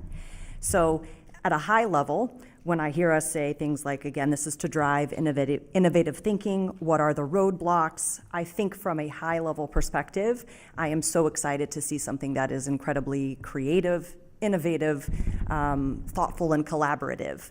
What I struggle with is that we talk about LC Stir as a place, and we talk about it as it's even out of frame in the pictures that we've seen here. And to me, it represents so much more than just a building. And I recognize that my familiarity with the Stir Center has become quite personal with my mom aging and my mom tapping into those services. Just this past weekend, there was an entire fair that was held at LC Stir, and my mom got her flu shot, her COVID shot, and then they had an emergency preparedness class. And so, of course, she had more information to come home, and she said she thought she had it all. She didn't have what she needed. And so I think what is hard in this is it's not a this or that. It is a, yes, I love this idea. Is this the right place? And I think I still just struggle with this feeling like it kind of has come over the top and it meets the criteria. But if I'm coming at it through the lens of how many people benefit from this space, and if I have an entire community of seniors who are concerned about where they're going to park, are concerned that we eat up all of the green space that they enjoy, that is the front yard, the living room to their community center, for what I believe is a smaller amount. I don't know exactly, looking at the different ideas here, of how many people would be housed and what this would unlock, and then the future availability to test. And I love that this is a use case. But I think I do just struggle with conceptually a use case. This idea is beautiful, and we've picked a selection of a spot that, for me, I still just struggle with the implications to our elder communities. Jeff, I appreciate that feedback. I do want to mention a couple of things as well. When THPRD bought this property, it was with the agreement that we would explore housing together. And so we're trying to do opportunity. We're also trying to, the zoning in that neighborhood is actually 6 stories. And I think what people would like less is a 6-story building in front. And so we're trying to address multiple needs at the same time, with understanding that we sold and agreed to the property sale to talk about housing. For us, LC Store is the focal point of it. The best way to retain senior services there is by providing senior services, which is why we've built our other affordable senior housing project 2 blocks away. We believe that putting seniors in the core of our downtown is the best thing to do because of transportation, the access to farmers market. So we definitely understand the value of LC Store. To us, it is about enhancing it or making it better. the reality is this is an urban environment and it's close to 5 acres when we add everything in. So it's not if the neighborhood is going to develop, it is when. And if we do want to protect it for seniors, we have to plan with them in mind. And so we could go back and do a big, large-scale housing project in it, but I don't feel like that's the direction the community would like us to go. But I'm here to learn some more. Councilor Duggar. Yeah, thanks for this. What I was going to say earlier led beautifully into this is I live 3 blocks from this. I walk every day with my dog. See a lot of seniors driving in and parking that would probably love to be, this is going to be the center of what I would call the seniorhood, right? Like it is an incredible spot we're building with our affordable housing. I love the collaboration and the idea here. I do share some concerns, most of which are around, and maybe this is a question for Javier. Is there a model where instead of deeding public land over, is there like a land lease model for housing units that could be deployed here? There definitely is, in terms of land trust or land lease component on I understand that land costs are a significant cost of the housing total picture, right? Like it's the actual cost of the land. So, because I do hear from people on like, particularly some of our bureau stuff on like transitioning public property over to private hands is problematic in some ways. So I'm like, maybe this is an opportunity for us to get some housing out of here, but also do like a dollar lease for 99 years kind of thing. Maybe there's an interesting aspect here. The other thing I think that I would really be curious if we could explore here is a lot of times we do stick-built housing and it takes a long time. And I've seen other communities that have done modular housing that is much quicker to deploy, much more affordably done, and is, to me, when I first heard the word modular housing, I was like, oh, do you mean like a mobile home? That's not what it is at all, right? Like it is a very different aspect. And I think there's some opportunity for us if we're serious, and I am absolutely serious about affordable housing for seniors. That was my comment. That's why I get credit for all of this. But because there's such an incredible need. We also know the loneliness epidemic with when your kids move out, your partner has health problems, maybe they pass, like all these things, like these are problems that are real. I think I love the innovation. First of all, I want to give you and your team kudos. This is exactly what I would love to see as both a resident of THPRD's district, as a city councilor, and as a resident of the neighborhood. Like this is the kind of stuff we need. I see it desperately. I do think there's some innovation here with the modular housing or different types of housing. Land leases, I think, would be really cool here. And just, you know, I will say this is only anecdotal. As someone who walks by this at least twice a day, every single day, rain or shine, I do rarely see people out on the actual grass. I see people utilizing the playground a lot, but I think my dog is the only thing in the neighborhood that uses that grass, and it seems like a big waste of space to me for us to just utilize grass for that.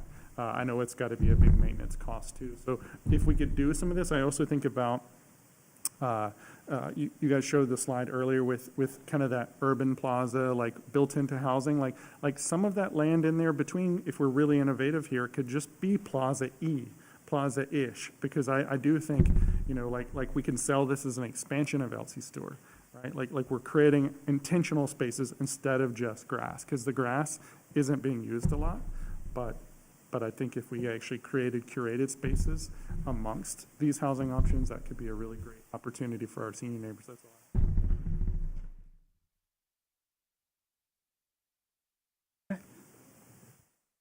Sorry, normally we have electronic board and everyone's name's in order. I think this was a really great way of ideating for all this effort, and I see that it's pretty thorough. One thing I am relieved to hear is that this is going to be a senior community as well, which that was something that I was concerned about, especially considering the. I have a couple of questions. First is, I think Mayor briefly, but will the facility give access to our residents in the Elsie Store to use the amenities? So will there be a shared, kind of shared amenities between the two facilities? The site itself, we really have not designed the site. It's more about massing and potential areas of, such as flower beds or community garden type of, or barbecue table. That's the extent of the amenities. There, I think, there may be a covered area where definitely kind of like a plaza type of component that I'm sure would be, whatever gets created would be owned by the people that purchase on that site. And so there will be, that will be something that will have to be negotiated with THPRD in terms of flexibility with that use. But as I mentioned, a lot of the things that we've been doing is mostly about design needs for those that would want to live there. And we have not gone beyond that in terms of what kind of ownership structure. Really, we have not dove into that yet. That there is a zoning for 6 stories. How tall are these structures that are here in the? So there's, I think the proposed design, most of them are single story, so there's not, there may be one 2-story building, because we heard throughout all those groups that I mentioned that we have talked to, in each one of them, there were at least 2 or 3 people that said, I would love to have a 2-story house, just because to have my kids visit me and stay. But the vast majority said, no, 1 level, and that's what we want. So in order to be responsive, kind of this design by community component, is we wanted to make sure we address those needs that we've heard. Last one. The $1 million is for the winner takes the $1 million, right? Yeah, I think. And you mentioned that the budget is being prepared for what it will take to execute this project. Is that budget going to be part of the submission, or will that happen if the contest? So I think there's 2 separate things. One is the $1 million that when we are selected, because I think we will be selected as one of the 25 cities, we have to tell Bloomberg how we would spend $1 million. And so we're saying some of that money could be spent on creating a revolving pre-development loan. Some of that money could also be used for down payment assistance to make some of those housing units affordable. In terms of the budget, overall development budget of the site itself, we have not developed that, because to be able to develop a budget for that site, we need to know exactly what's the design. But then we can start seeing, okay, how much would it cost? I do think we have a longer vision to do more of a master plan, like a campus on the site, right? You have 2 churches. THPRD has the first right of refusal and purchase. You know, when Governor Kotek was the Speaker of the House, she passed the law that affordable housing can be built on church-owned property, which wasn't allowed in Oregon prior to that. So I definitely think there's future conversations with the 2 churches around affordable housing there to make it more of a community feel, with LC Store being the middle piece of it. We can't, in this short of a timeline, master plan an entire campus, and that would require a lot of input from the elected officials. So that's why it's the focus on the front, and maybe why it feels cut off, because our first conversation was about a campus, and I want us to go there because it also fits THPRD's lexicon and how you do things, but we don't control all of that. What, you disagree? You guys call all your things campuses? Yeah, okay. But we can't control the destiny of property that you don't own and we don't own. That would take future negotiation. But I think the long-term vision, and smartly, under Doug's leadership, you negotiated the first right of refusal there, so you could have that future growth opportunity. See how I did that? Miles? I'm happy to go here. I'll try not to be super redundant. I did want to echo Councilor Duggar again. The modular homes makes me super excited. It also, in the lens of climate and lowering carbon, I think pursuing modular homes will be really helpful as a community as we pursue more carbon neutral housing opportunities in our districts. The other thing that I want to dive in on is a comment about how happy I am that developers have been a part of the conversation, and it sounds like they will continue to be at the table. Kind of playing off of what you were saying, Mayor Beatty there, building more affordable houses for the middle has to happen in the market without government subsidies, and we need to make sure that developers are being a part of the conversation, because I've had a lot of conversations with them. They do not like SDCs. They don't like, as we've heard, they want quicker permits, all these things, and it's all understandable, so we need to continue to build that partnership up.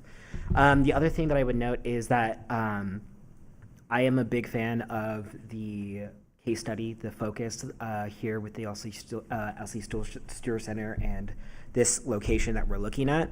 I think it's the right decision for where we're at right now. And I love the opportunity that it opens for the continued work for middle housing in this area. I moved to this area about 10 years ago, right out of college. In that time, I've been a renter and continue to be a renter. The conversation about owning a home is not something that's really on my mind.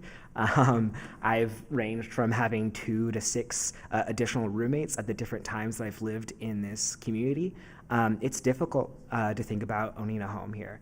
I would love, not just for myself, but for others who have come and am a part of, that are a part of this growing community, to have the opportunity to look at home ownership in one way or another to be in their future. And I think this is a really great step that is very mindful of our community as a whole. So yeah, big fan. I'm sorry I'm talking. Okay. As far as this idea in Elsie-Stir, I'm very supportive of the collaboration between the two. I also echo Miles. I think Elsie-Stir is the perfect location for it. I think for your case study site, this is innovative. It has the opportunity, and the prototype is really getting a community center and focusing housing around that community center, so it's all community-based. So you have living along with some place that people can feel welcomed, gather, connect with people, and so you know, you talked about school districts and stuff. If you have like family middle housing there on a school district, Councilor Hassan mentioned, you know, immigrant housing. If we create like a immigrant, you know, community center, and that focuses those kinds of housing so that people have easy access to feel belonging, to get assistance when needed.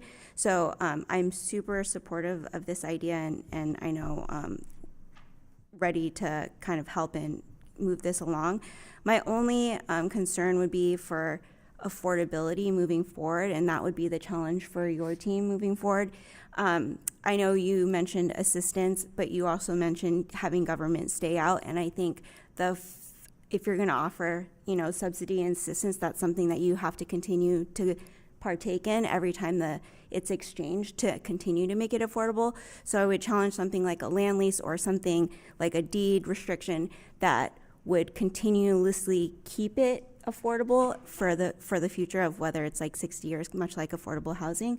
I think in that way you can stay off, government can do all the restrictions and then kind of step back, and whether it's like it can only go up a certain amount for, you know, however many years, so that people are still able to make back money when they sell and can still turn a profit, yet it stays affordable for the next person to purchase. I think that's something that I would challenge the city of Beaverton to do going forward. But I think your wonderful case study idea is the prototype of the community center and building around it and ensuring that the community center is a focal point, which Elsie-Stir is the focal point for many seniors. So. We're definitely exploring those options, and we have used Habitat as a model for how it's done. And so we've been the questions we've had with banks is we've also had super wonky, which these presentations are not wonky in the details, but trust me, I'm a wonky person.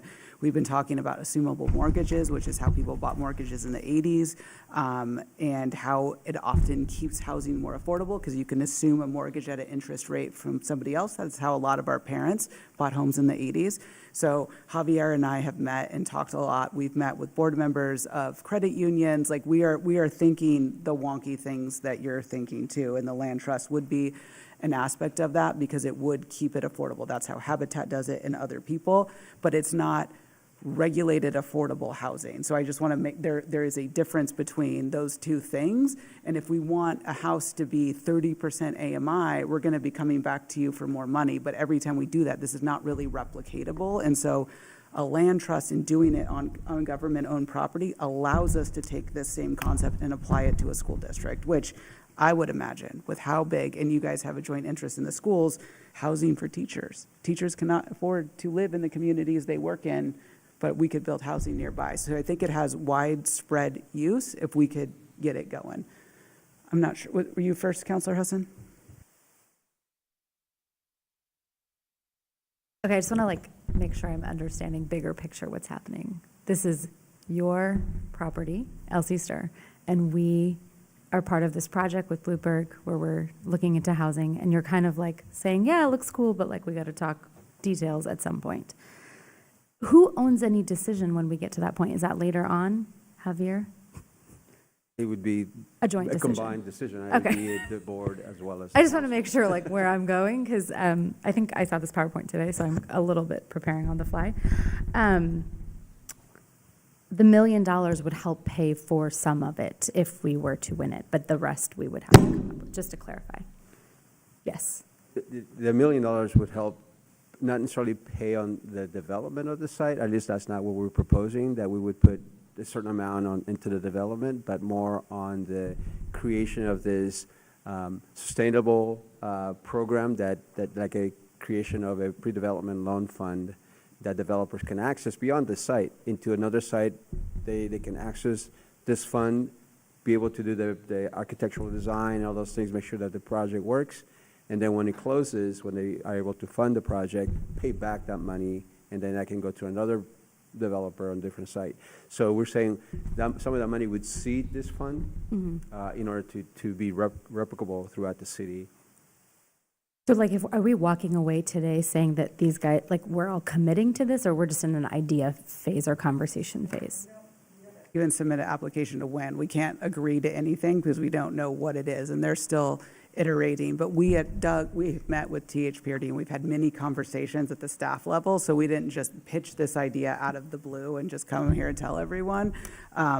But there's nothing to agree to, because if we don't win the money, we probably will still do a similar program, and we would still be under the original agreement that Elsie Stir would look for housing. It just might not be this kind of housing. It would likely be more of a big affordable housing project. Okay, so we're not in an agreement right now. We're just having fun on a Tuesday night. Okay. I would just, my one comment as we're talking about this and thinking about this, and Director Minor, I'm so happy that your mom goes to Elsie Stir. I know people that in my family that don't feel comfortable there. And so I don't think that's not a dig on staff. It's just a general sense of different communities feeling different levels of belonging. And so as stakeholder conversations are happening, I ask that we look at what does the aging population look like in 10 or 20 years, because it does not look like who's going there today. You're nodding your heads, and thank you for that validation, but how are we bringing those folks to the table? And just as someone who's very personally right now in deep caretaking for an elder, definitely don't want to be part of the stakeholder conversations, but just making sure that those people are in there, because when you go through the process of bathing a family member or doing those kinds of things, you don't even know. And it is probably one of the most vulnerable things that you'll also do, but it's also one of the things that we need to pull those kinds of voices to the table. And I think it's great that we have stakeholders. My concern is, are those stakeholders representative of the people that will potentially use these spaces in 10, 15, 20 years? That was my main thing. Aging populations involving, lots of hearts. Councilor Duggar, you said something about land, and that just I was kind of excited, so I just want to say I'm excited about it. And that's culturally specific. That was the big word that I put down here, so thanks. Councilor Teeter, also, this is meant active housing. I think, having just lived through caretaking as well, there's different phases of where it's at, and I don't think this particular project is going to be aimed at severe caretaking needs, but your point is well taken. Councilor Teeter? If I could just reply real quick in terms of the community that we spoke with. I think I would say that actually the desire for a two-story building came from somebody that somebody that is not typically in part of that community discussions, and they felt this multi-generational component. It is something that felt that we need to have that because I will have kids, I will have the family over or want to stay with me or live with me. So yeah. I could just thank you for saying that, and it made me think of what you said, which is aging is different for everybody, but I think the loneliness epidemic and even what we're seeing today in terms of like where people feel their values and opinions are really a reflection of living in bubbles and not being around people in community, and so really emphasizing what community in this looks like. So I know we're not deciding anything, but I just want to like say that so folks hear it. Thank you. Councilor Teeter. Exciting because, as Javier said several minutes ago, we will win. So we will get to do something really amazing here. And this is just the beginning phases of that. I've got one question and a few comments. We passed our housing production strategy here in Beaverton a couple years ago.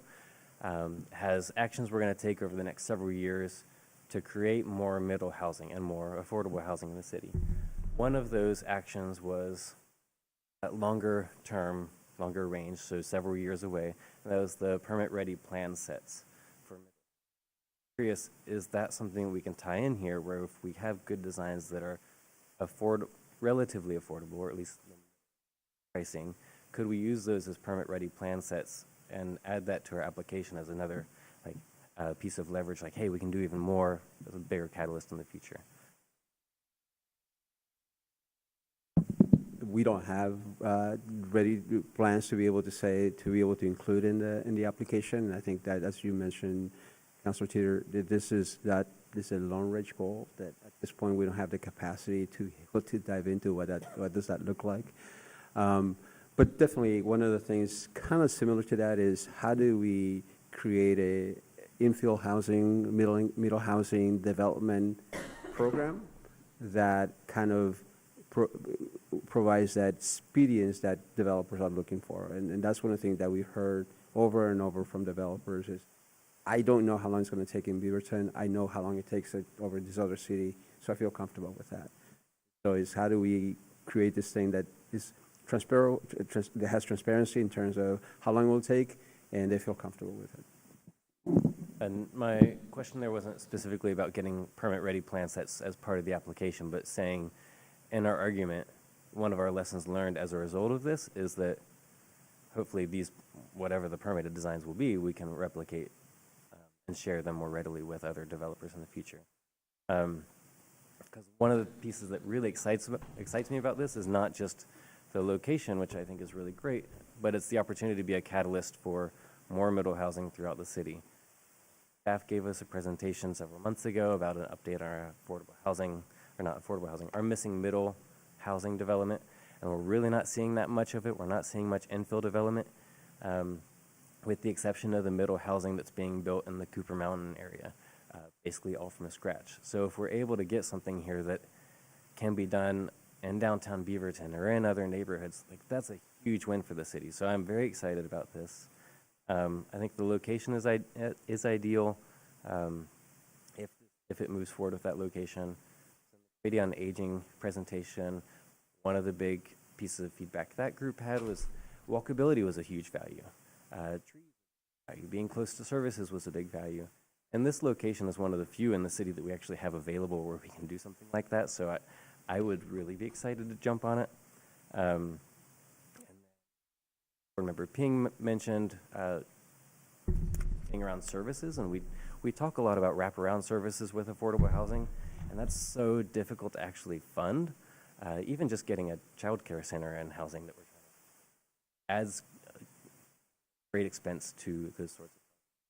So if we're able to flip it and then build housing around the services instead that are already there, that is a big win in my book. So I'm a big supporter of the location, of the goals here, and I think that when we get the funding, we'll be able to move forward with some really good. I think this is a really good starting point. Dr. Ping. I just had one more thing. I don't know how specific you guys are with this plan, but since there was a variation with parking, and I know that takes away from housing, but I would say, especially for a senior specific place. Parking is important to allow family to come, as you mentioned, but also caregiving for as they age, and they'll need caregivers to come over and help them for them to be able to stay in their place. So I would just advocate for some parking rather than it all be walkable. So.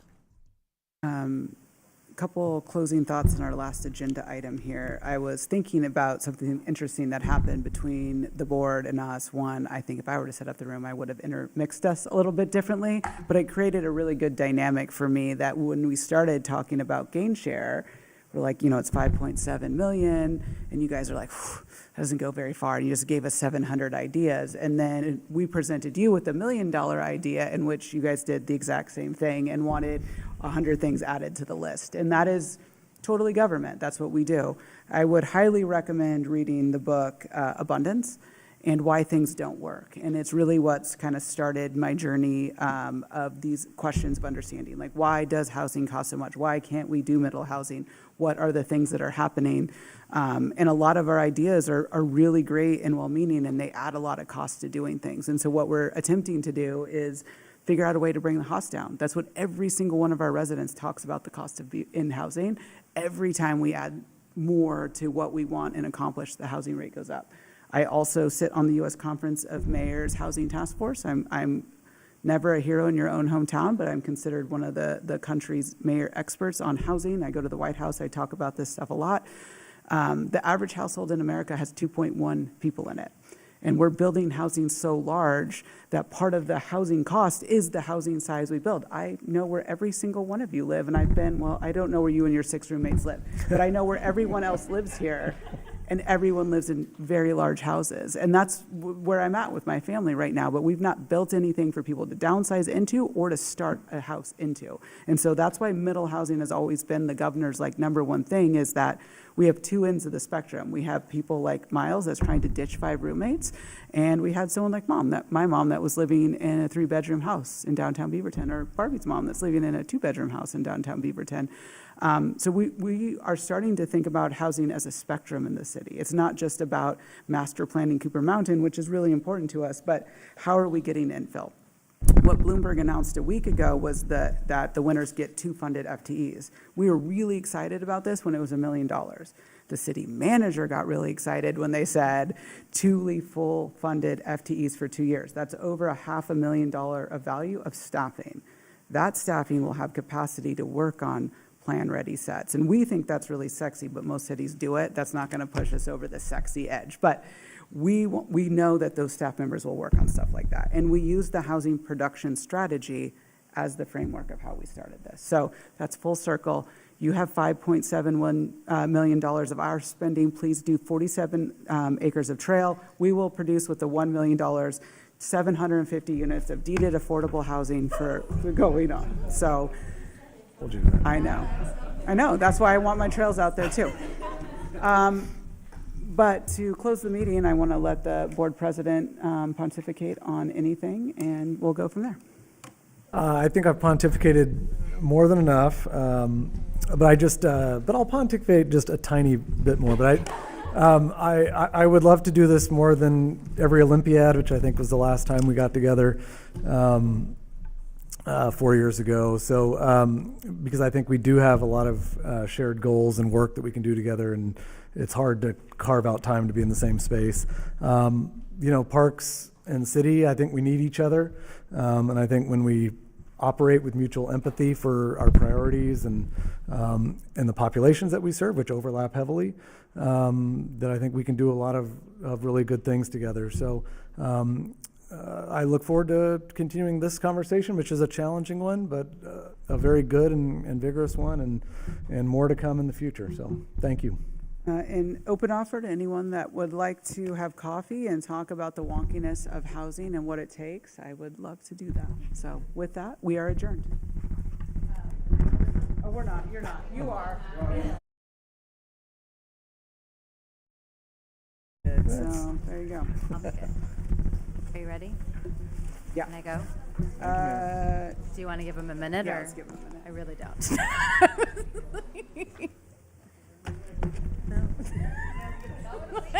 It's such a quick motion.